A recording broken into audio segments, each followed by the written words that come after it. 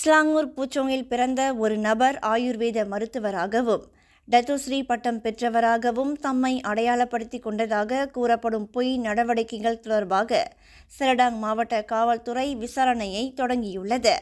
பூச்சோங் ஜெயாவில் உரிமையற்ற ஆயுர்வேத சிகிச்சைகள் வழங்கியதாக கூறப்படும் அந்நபர் மலேசிய சுகாதார அமைச்சகத்தினாலும் பிற ஆவண அனுமதிகள் இல்லாமலும் செயல்பட்டதாக கூறப்படுகிறது.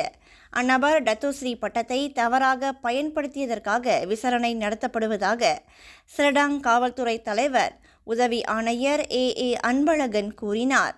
அங்கீகரிக்கப்படாத பட்டங்களை பயன்படுத்துவதை தடை செய்யும் 2017 விருது தொடர்பான குற்ற சட்டத்தின் பிரிவு 3 கீழ் காவல்துறை விசாரணை நடத்தி வருகிறது.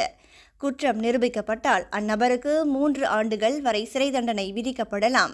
மேலும் கைது செய்யப்பட்டவரின் நிறுவனத்தில் சுபாங் ஜெயா மாநகர மன்றம் ஆய்வு செய்துள்ளது.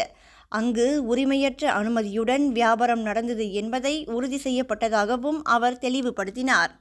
சுபாங் ஜெயா மாநகர மன்றம் அவருடைய வியாபார நிலையத்தில் அறிவிப்புகளை வெளியிட்டு சில பொருட்களை கைப்பற்றியுள்ளது. குற்றப்பத்திரிகையில் விசாரணை தொடர்ந்து நடைபெறுவதாகவும் அன்பழகன் கூறினார். முன்னதாக பொதுவாக பொய் தகவல்களை பரப்புவதை தவிர்க்குமாறு பொதுமக்களை அறிவுறுத்தி மருத்துவ அல்லது ஆரோக்கிய சேவைகள் பெறும் முன் தொழிலாளர்களின் அங்கீகாரங்களை சரிபார்க்குமாறு அன்பழகன் பரிந்துரைத்தார்.